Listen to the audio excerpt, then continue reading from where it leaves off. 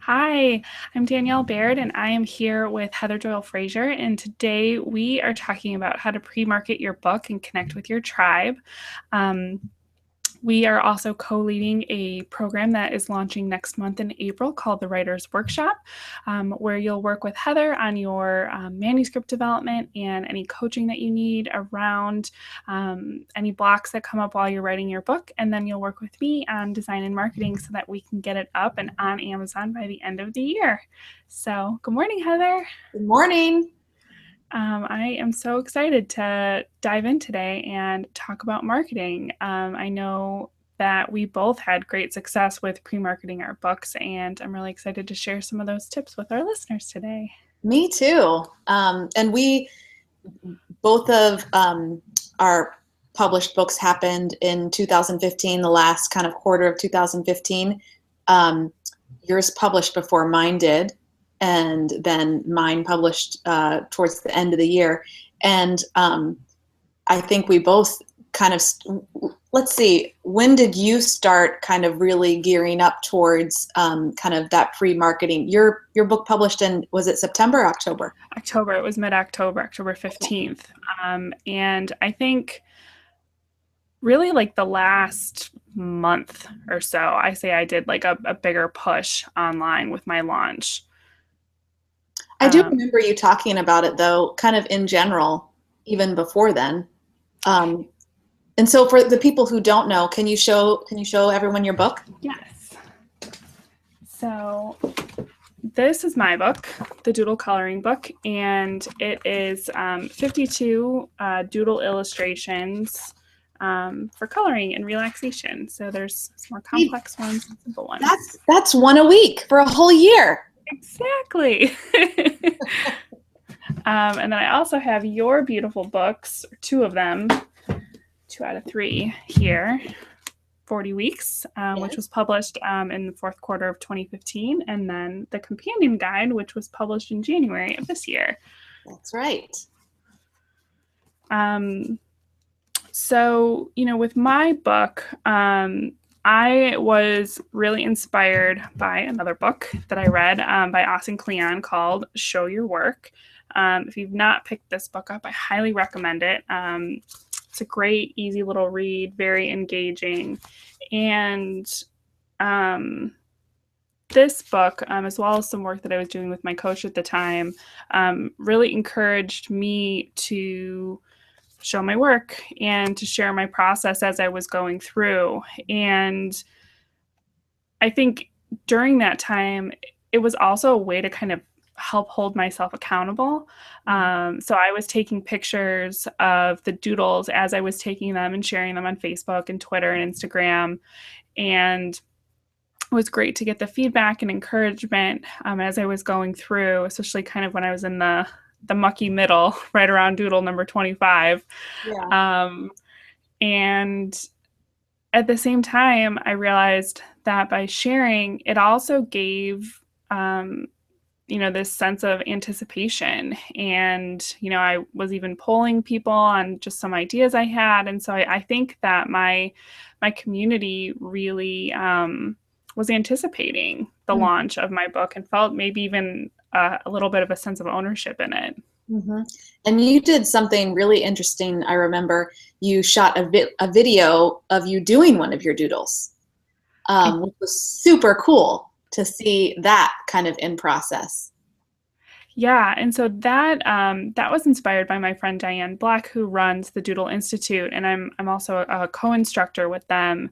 And in one of her classes, she really encourages people to take on electronic doodling. And so what I did was I just used my iPhone, and then you can see I've got this shelf right here that overhangs my desk. And so I didn't have one of those like fancy clips yet. And so I just laid my phone, this was my phone, like over the edge of the shelf, peering down and like set up the lights and then, just did it all in one take. And through the magic of iPhones, I was actually even able to edit it right on my phone, like set it to a time lapse, added a little bit of music and just published it. And that was a lot of fun to do. I think you got a lot of feedback on that one. I mean, you got a lot of interest there and a lot of Yeah. interaction with that one. Yeah. And so, it was, I think maybe 60 seconds. And so, or maybe it was somewhere between 30 and 60 seconds. And, um, it let people see kind of the process behind the book.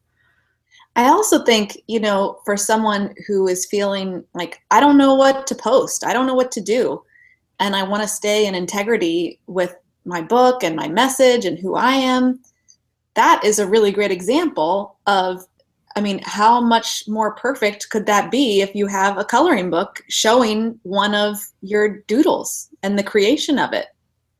Yeah, I mean, I think that with a visual book, I definitely had an advantage because, it was really easy to kind of just snap some pictures of something as I was going through. Um, and, while we incorporated some visuals into your book, like you took a different approach with sharing. And so, I don't want people to think that, oh, if I'm not doing a coloring book or I'm not a designer, I'm not a visual person, then like I can't have anything to share. Yeah. So with my book, you see social media is inundated with lots of people sharing stuff. And I noticed that there didn't seem to be that much sharing happening in terms of like business stuff on Saturdays. So I thought, why don't I share my stuff on Saturday? And that might be fun. And so I came up with this little sneak peek Saturday, and sounded kind of catchy to me. And so every Saturday, I think starting a couple months out of the publication, maybe even a little bit before that, I started doing the sneak peek Saturday where I would post a page from my book. And I actually sort of got this idea from another author, a really pretty famous author, Diana Gabaldon, Mm-hmm. of the Outlander series. And she, if you have ever read any of her books, she takes a really, really long time to write the subsequent book, like maybe 5 years. And so her tribe, her followers, her readers are constantly wanting more from her.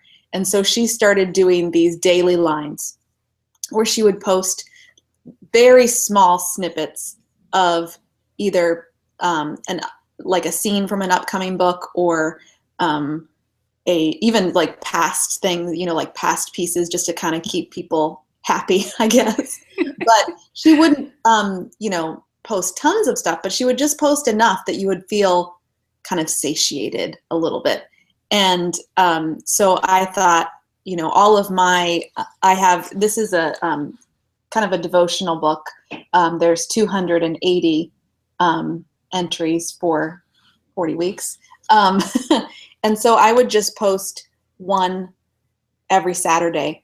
And I would also write a little bit around it, just saying, like maybe what my inspiration was for that particular post or that particular entry, or what I was thinking about, or when I was writing it, or how I felt when I wrote it. And I had a lot of success with that. And I haven't been as good about keeping up with it now, but people have been asking me to continue doing that with, just different things, because they enjoyed it so much. And I had, like you were saying, kind of built that anticipation a little bit of your publication. I had people who were messaging me and emailing me and saying, you've got to tell me when your book's available. I need to get it as soon as it's available. And that first week, mine came out, I think December like 19th or 20th or something like that. And I had so many people buy it for Christmas, and I wasn't expecting that people would be kind of like chomping at the bit to get my book for Christmas presents and stuff. And so it worked really well, and it felt good. It didn't feel funky to me. It felt really nice to be able to share that with them, and to be able to give them a little piece here and there of the book as we move forward. It also really kind of worked with I've talked before about how the idea for this book, I had been doing like a daily tweet every single day, and um, I found that I gained a lot of followers that way, and people really enjoyed that. And so I used those tweets as kind of a basic, like a basis for my book. Not that there are no like 140 line or 140 character sort of entries in here that are exactly like that, but they were kind of the brainstorming starting point for the book. So it felt like that was in line with how I started the book, and so it felt like a good way to finish the book too. Yeah. I love that your book started with tweets but I mean, again, like you've said, and if anybody has the book can look, like none of these entries read like a tweet. And so, and we talk a little inspired by the Twitter feed. Exactly. And so if you want to hear more about that, we did an episode a couple of weeks ago called From Blog to Book, where we dive into that specifically a little bit more. And, I think you touched on something a little bit that I want to just kind of dig into is, you said that it felt good to share in this way, and it didn't feel, I don't remember the exact word you used, Funky. but funky. There we go. Did feel funky. And I think that, the word marketing can bring up a lot for people. Sometimes a loaded word, right? Totally. And I mean, even for me, like I am now starting to like cautiously call myself like a marketing professional, but it still feels a little like, ugh. Um, and I think that, that is why I was so attracted to Austin Kleon and to his work, because I think if you're just sharing kind of your process and sharing pieces of what you're creating, then it does feel really natural. It's not this huge, I think manipulated sometimes comes up for me when I think about marketing, where it's very calculated and you're trying to force someone to do something, and it doesn't have to be that way. Mm-hmm. Well, and so this was, I mean, both of us, when we were sharing stuff about our books, it was slightly calculated in that we wanted to like build some we did want to build some anticipation around the book.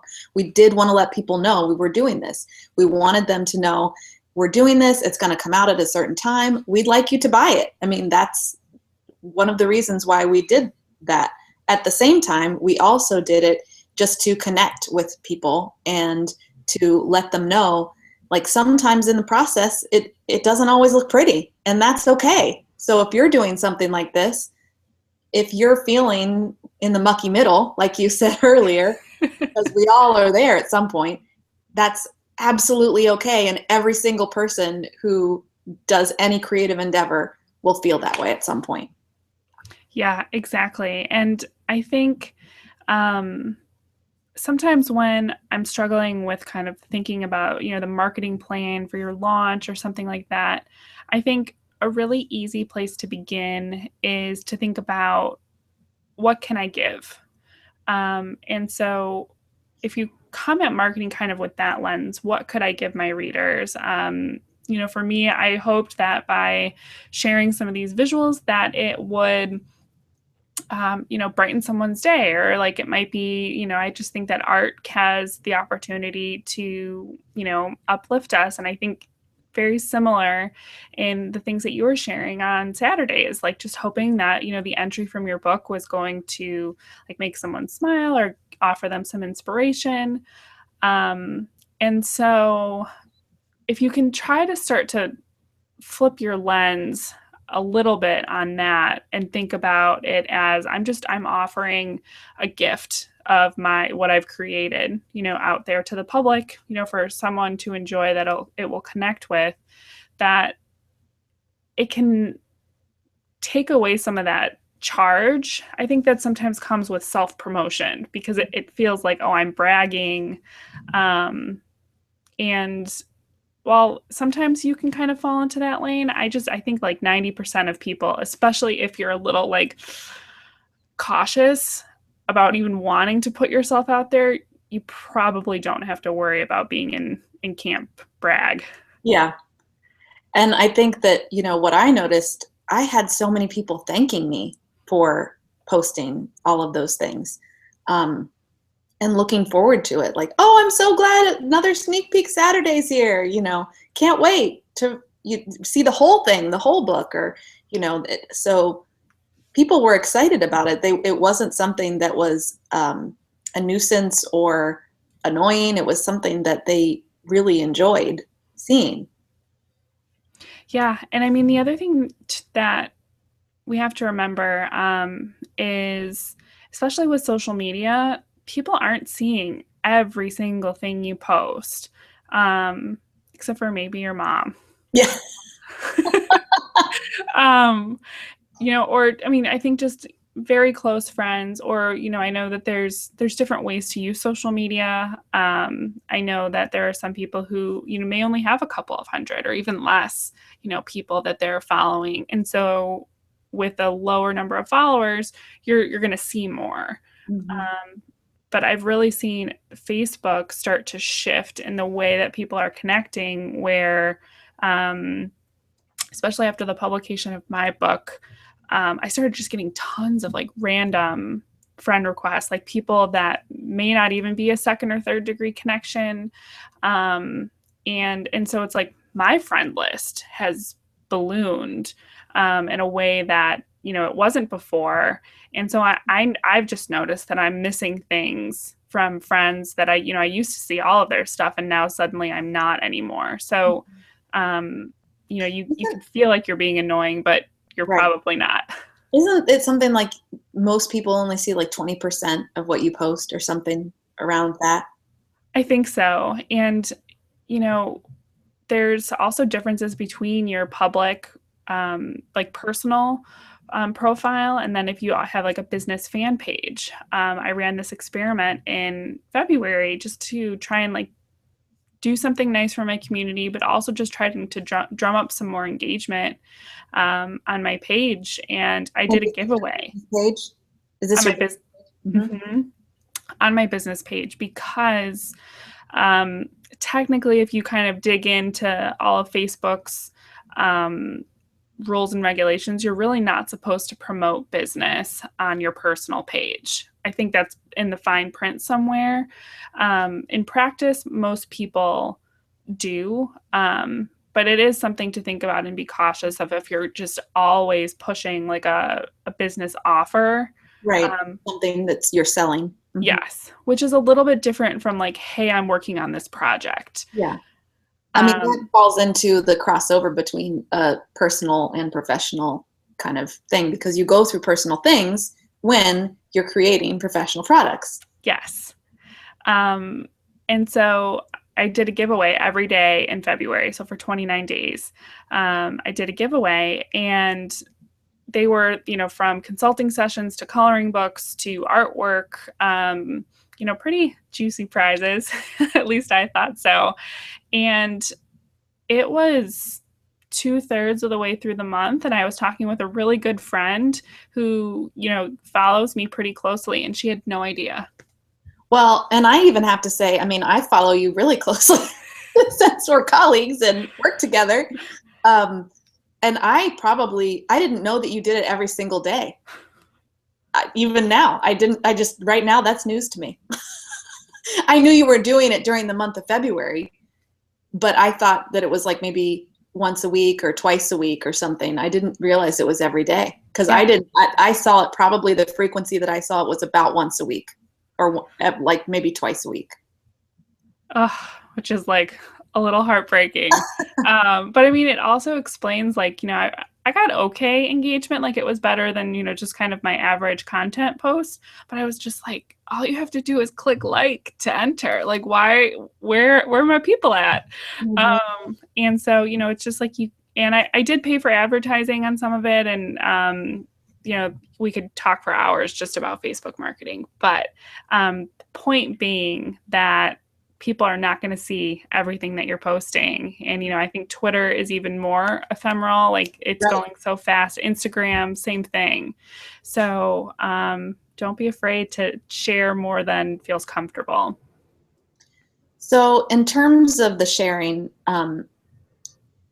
obviously your work piece of it, but the process piece, I think people get a little bit nervous about sharing that piece of it, because then you're seeing kind of underneath, you're seeing underneath the cover there. Um, and maybe things are a little bit messy, or maybe they are a little bit vulnerable, more so. What would you say to someone who was feeling that vulnerability? I totally get it. Don't we And all? oh, um, and I think what I've found as I've sort of dipped my toe in the water of sharing that process, even to the point where when I designed this book, Your Inner Counsel by Stacey Nelson, um, we hit a point in the process where the design just was not working, and I knew it needed to be overhauled and quick. And so I gave myself 26 hours to redo the book. And I broadcast a big portion of that on Periscope. And to the point where like I had the camera like right here facing my computer screen, and like people were watching me click, like designing the book, which to me is boring. And I had 30, 40 people watching at like 1 in the morning. Were they commenting, or were they just watching? Yeah, I was getting some feedback and questions and just like, oh, wow, that's so cool. Or how do you do that? And I think, I forget that, my design tools, like InDesign, there are some great shortcuts that you don't have in a program like Microsoft Word, which people are a little bit more used to seeing. And so I think, sometimes with things like design or writing a book, it's something that happens behind closed doors that you're doing by yourself. Nobody knows what it's like unless they've done it themselves. And so I think that there is some curiosity in seeing kind of what happens and understanding some of the ups and downs that go along with it, even though that feels really vulnerable and scary. Yeah, I can only imagine what it would look like if someone watched me while I was writing. They'd be like, "What about it?" I'm thinking really hard right now. I'm thinking really hard right now.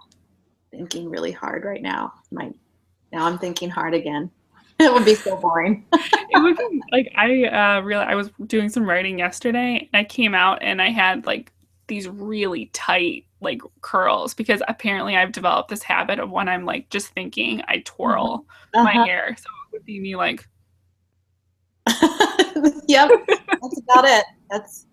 But it would be even so if someone was just looking at me, like just me, that's what I mean. It wouldn't look like there was much going on. I think I would feel a lot more vulnerable if someone had like if I had my camera on my computer screen while I was writing, or if I happened to be writing like in a journal or something, if that was on there, that would feel like, whoa, I've just kind of ripped open my shirt or something. Kind of crazy.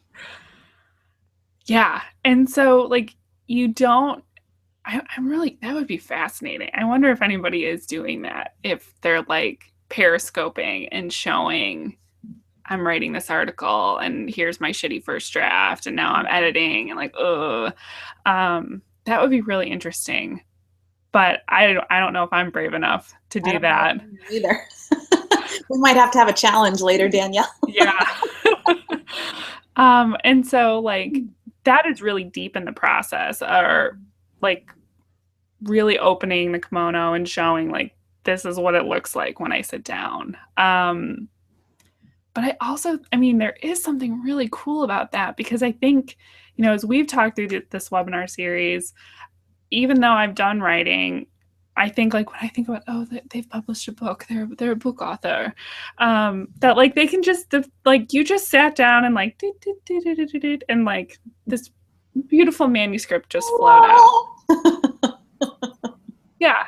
And, through all of our conversations, I know that that's not true. No. And so, like, part of me wonders, like, if more authors talked about that, about the process, would it encourage other people to, take the plunge Mm-hmm. and, give it a shot because it's messy and it's imperfect. But, the final product, once you've gone through all of your revisions, will be totally worth it. Mm-hmm. So it's easy for us to sit here and say, like, oh, you should share your process, you should share your work, you should show what you're doing, you should do all this stuff.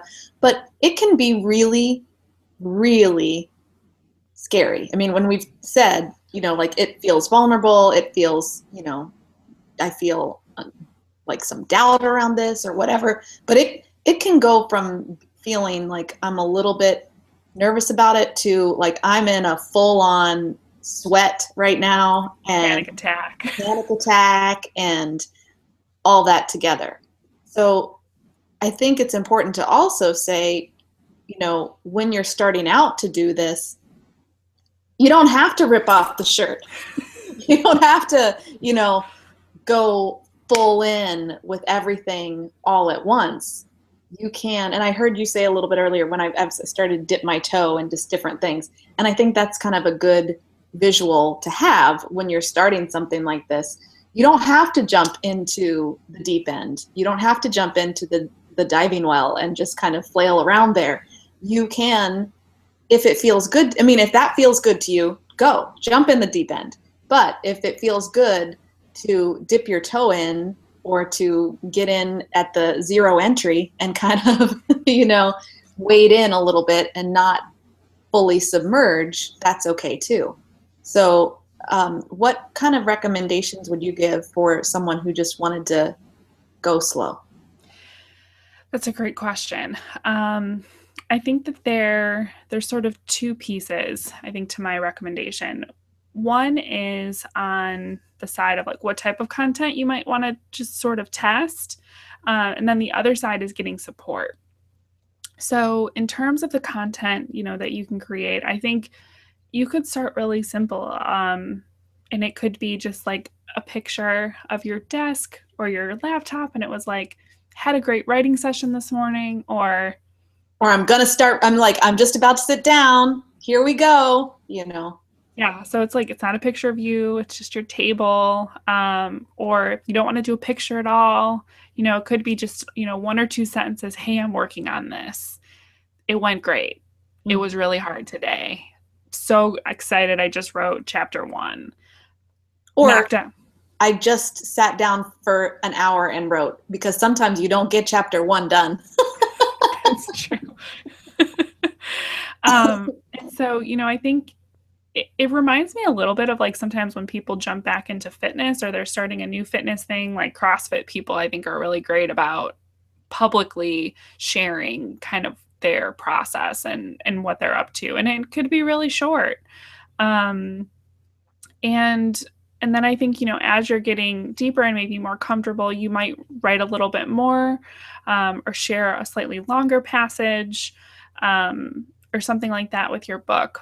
But I know for me, what really helped me even just start to share some of those, like, hey, I think I'm writing a book. I think I'm going to make a coloring book, was I have a group of friends who are really supportive and knew that I was going to start sharing this, and they were right there and totally had my back and liked my post and commented on it. And it feels a little like juvenile as I'm saying it here, but I think that having at least one like on some of those posts, especially in the very beginning, or having a friend share it, helps build your confidence. Mm-hmm. Having a venue where you feel really comfortable to share. Yeah.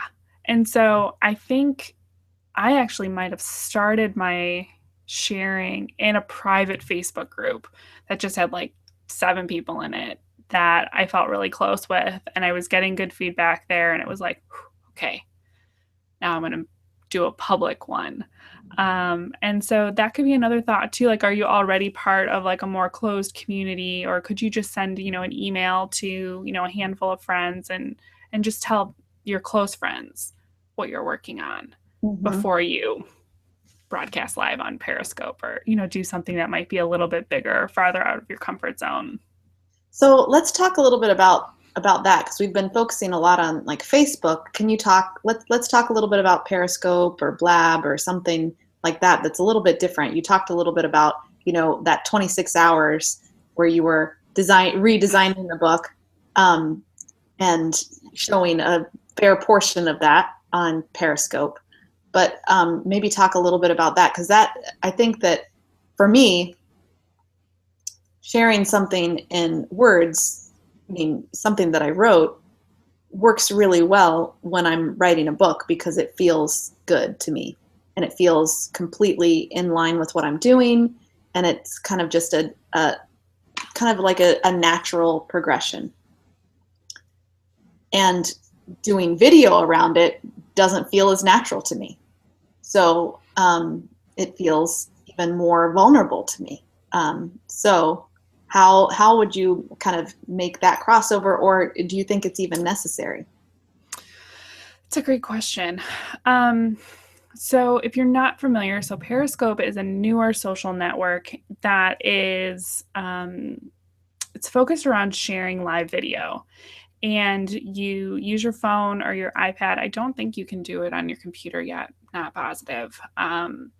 But it's basically like you just open up the app on your phone and you start filming. And I think its initial inception was supposed to be like, oh, I'm at a concert. Like, look how awesome this is. It was kind of like looking out.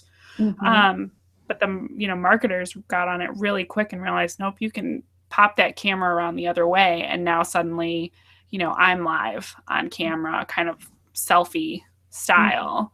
Mm-hmm. Um, and Well, so that sort of really, I mean, it really works with the sharing your process idea because it you can really do it does. online. Like, okay, I'm sitting down to write now. All right, I'll Periscope about this. I'm feeling kind of yucky today, but I'm gonna write anyway. Here I go.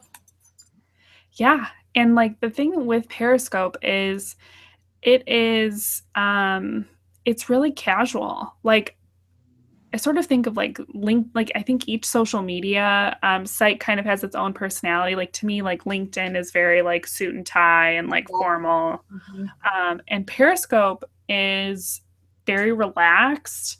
It's kind of expected that it's on the fly. And so you don't necessarily have to be like all dressed up with your makeup done and like, your slides and the whole shebang. Like You it don't can have to be polished. You don't have to have a script.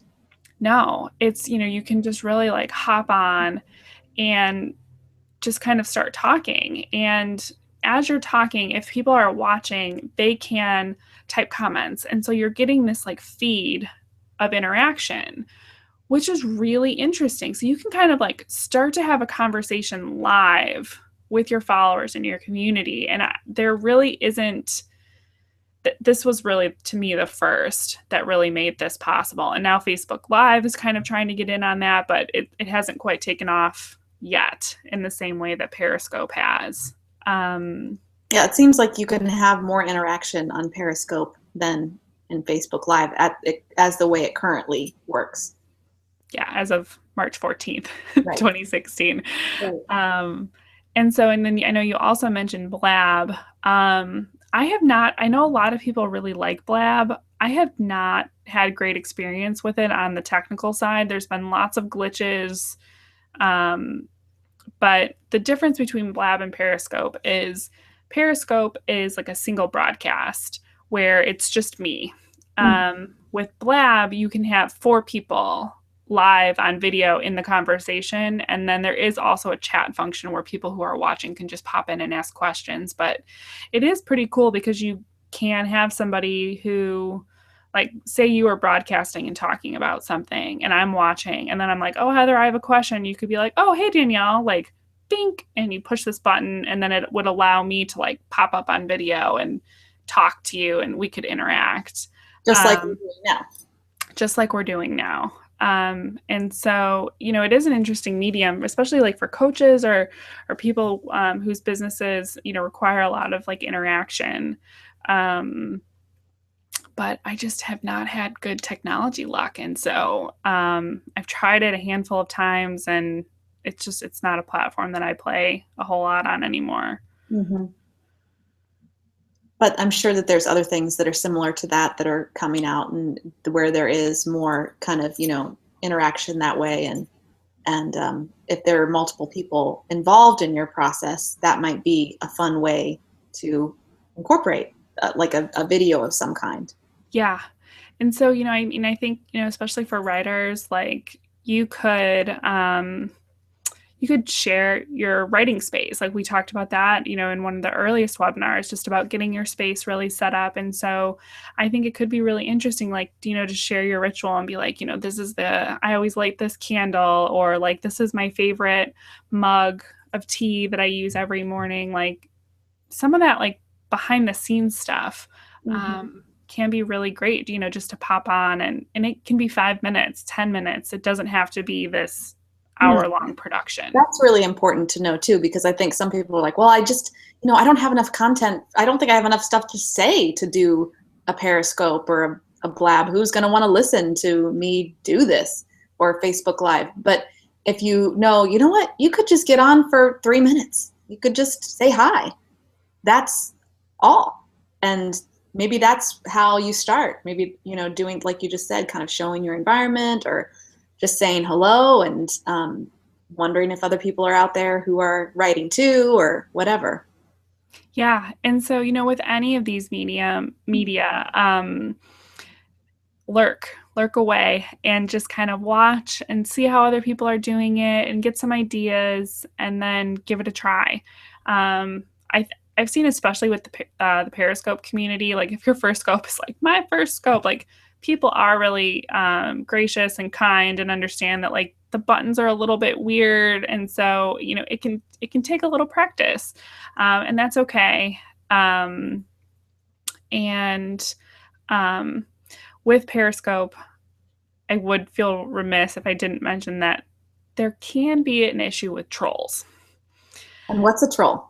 Um, Probably what we're thinking, but just elaborate. yeah, so it's like some haters who are just probably some like punk 12-year-old kid somewhere for jollies that is popping into different scopes, and they're just nasty. They may say like vulgar things or mean things, and really their goal is just to kind of derail whatever and distract you. So there is like a great button called block, and so you can like boot them out. But if if you don't know that that's a possibility, it can be really And jarring. yeah. Hmm. But So you have the power when you're doing a Periscope or any kind of video or whatever like this. You have the power to take control of what you're doing and to block someone if they're not playing nice. yes, and just know that like it happens to everyone. It happens to big name people. It happens to people on their first broadcast, and just trying not to like take that personally. So, and the only reason I mention it is I would hate for you to like drum up the courage and get on Periscope and then like have a troll or someone not be nice, and then you're like, oh, why didn't Danielle I'm tell never me? doing this again. Yeah, and then like yeah, just want to quit. So yeah, just hang in there. That I mean, that's another piece about, and I think you could have a nasty Facebook comment, you could have a nasty Twitter reply, um, and I mean that is one of the risks that you have when you start to be a little bit more visible. Mhm. Um, but I mean, it's maybe 1 in 100, 1 in 1,000, and all of those other people um, love your message. And so, like, you don't want to stop sharing just because of that one icky, ugly troll. Mhm. So, do you have like any kind of parting advice regarding kind of um, pre-marketing your book and connecting with your tribe and these different ways that we've been talking about? I think my biggest tip is just to play and experiment and have fun. I know we get a lot of questions about like, oh, like, do you have a launch plan? And there are, things that you can Google and buy or find, and these very elaborate strategies. And And I think that really, like when it comes from your heart and when you can do it a little bit organically and experiment and play and have fun, that's where I've really, seen the most success. What about someone who says, I don't know where to start? I don't know where to play. I don't know how to make this fun. What would you suggest they do? Um, I would say I usually have people start where they already are. And for a lot of people, that's Facebook. Um, and I would say if you're not on any social media whatsoever, um, Facebook is probably one of the easier ones to understand. And there's lots of documentation and resources, and you probably know someone who's already on Facebook who can help you out, Most likely. most likely. Um, and and so I would say really like to start where you're comfortable. And so like if Periscope sounds crazy to you and you would never in a million years dream about being on video, like you don't have to start there.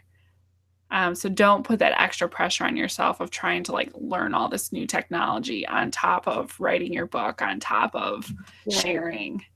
I think that's another thing that I hear a lot too. Like I don't know. I have to get on all these different ones. I have to get on like all of them. There's too many. I'm spending all my time on social media and not any time writing. Well, that's not what we want for sure. Um, No. so just picking one or two to kind of get your feet wet in is a really good thing to do, because if you're not writing, you're not going to have anything to share.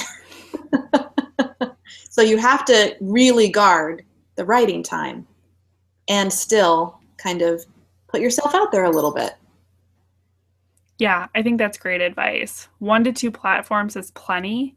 Um, and I think it depends on again where your comfort level is and thinking about where your market is too. Like who you're writing for. If you're writing for If it's um, very business oriented, you want to be on LinkedIn. I mean, if it's very kind of straight laced and, maybe you're doing technical writing of some kind, or, very article based type stuff, then I would, start with LinkedIn, not Facebook. yeah, and if you're targeting, like younger readers, younger consumers, like Instagram is a much hotter and more current platform than Facebook. And so a lot of this marketing advice, we're not giving you if this, then that, because it really is all customized just based on your book and your business, your audience, and, kind of what your level of comfort is. So if people have more questions, they can definitely talk to us about that. Yeah, we'd be happy to dive in with you on the specifics for your book and your business. Mhm. And to that end, you mentioned at the beginning, we have a program that we're currently enrolling for. We have a couple spaces left, called the Writers Workshop. And you can find all the information on that at www.writersworkshophd.com. And there you can find, of course, all the information about the program, also all of our webinars in this series. The program is a 7-month program for writers. It includes basically all and more resources than you would have kind of at a traditional publishing company. You have me in terms of the manuscript development portion and the coaching portion, which doesn't usually come with a traditional publisher. And you also have Danielle with design and marketing and branding. And then you also have the community of writers that we're bringing together, because a portion of this program is a workshop component. So where you're going to be getting, feedback from me on your manuscript, you can also get feedback from the other participants in the program who are extremely high quality writers. And we're super excited about it. Do you want to add anything, Danielle?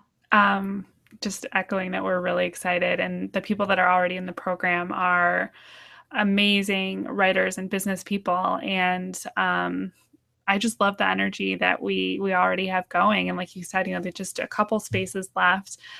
So if you've enjoyed what we've covered on the webinar series so far, and you'd like to dive in deeper, please reach out and get in touch. We'd be delighted to speak with you about your project. Okay. So thanks for watching, and I hope you'll join us for our next webinar, where we'll be talking more about the power of community. And again, the website for all the details and for all the replays is www.writersworkshophd.com. Thanks. Thanks.